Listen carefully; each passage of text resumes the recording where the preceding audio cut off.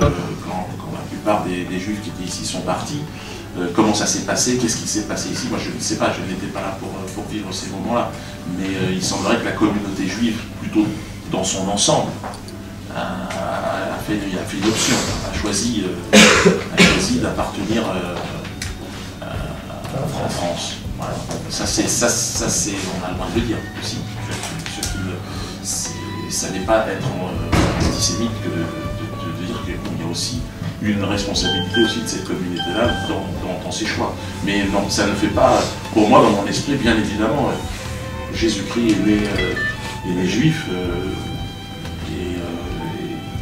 ça serait ridicule, parce qu'une personne est juive, de la stigmatiser et de l'exclure, ça n'a pas de sens. Maintenant, là-dessus, on est d'accord. Mais il ne faut pas rentrer dans le chantage où systématiquement, dès qu'on aborde quelqu'un juif, non, on peut être critique aussi. On peut dire, bon, c'est quand même une communauté qui fait des choix un peu étranges. Voilà, parfois, il y a aussi une façon d'aborder la relation à Dieu qui est quand même étrange, quoi. On a le droit de critiquer aussi ce qu'est le judaïsme, on a le droit de critiquer cette religion. Regardez, en France, c'est carrément devenu, l'islamophobie est devenue, tout le monde a le droit de dire non, j'aime pas les musulmans, pour ça. Et les gens en ont le droit, c'est une religion con. Or là, quand on dit bon, juif, je suis pas trop d'accord, tout de suite il faut se justifier en disant non, mais anti-sionisme, il y a des gens qui ont le droit de ne pas aimer cette religion. C'est une religion quand même.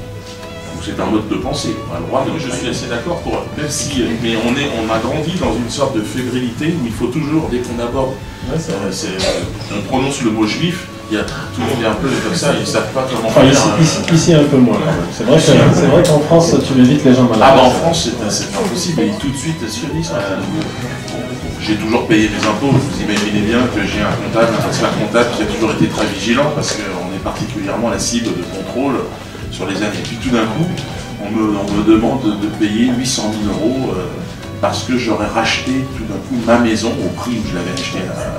J'ai racheté à ma société en fait un local, parce que cette société n'existe plus. Et là, on me dit que j'ai sous-évalué le prix et donc on m'inflige un truc assez incroyable. Et alors sur le principe, bon déjà, bien évidemment, tout cela est politique. Mais le pire, c'est que d'un côté, on me demande de payer des impôts, et de l'autre côté, on m'interdit de travailler.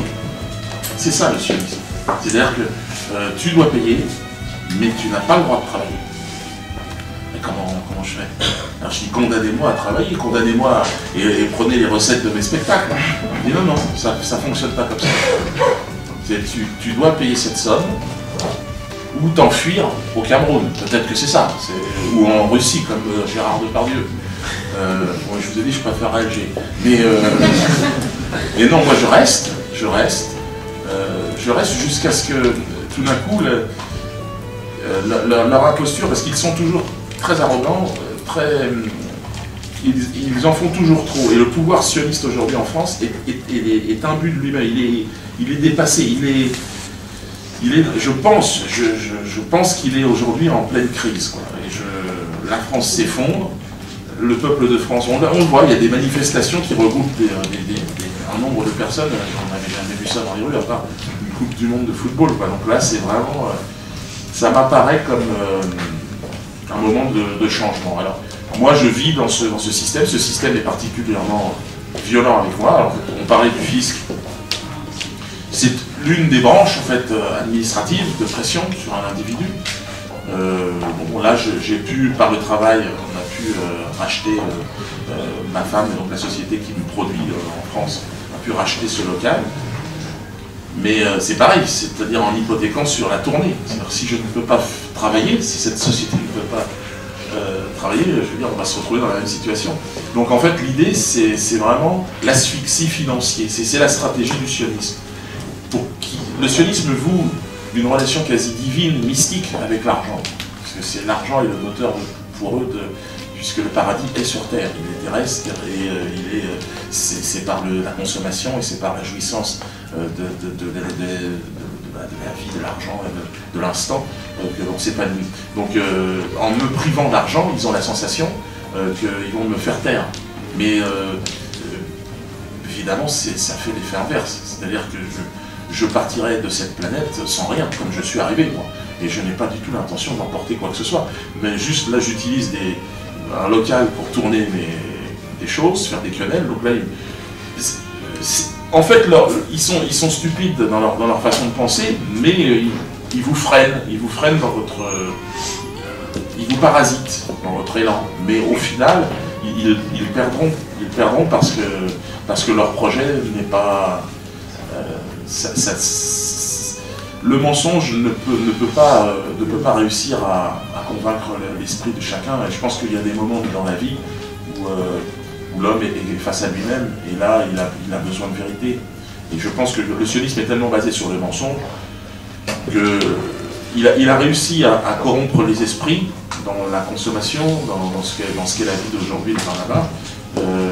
Mais je pense qu'il y a des grandes étapes de la vie, et notamment l'approche de la mort, des choses comme ça, où les gens... on ne part pas avec une Ferrari, avec des maisons, avec tout ça. Donc tout cela n'a absolument aucune importance en réalité. Mais bon, moi j'aimerais bien que juste ne pas être mis dehors de chez moi en hiver. Mais ça, c'est leur objectif. C'est d'humilier. C'est toujours la même chose. C'est des procédures d'humiliation. Bon, j'ai l'habitude. Puis j'ai ma dignité pour moi. Voilà.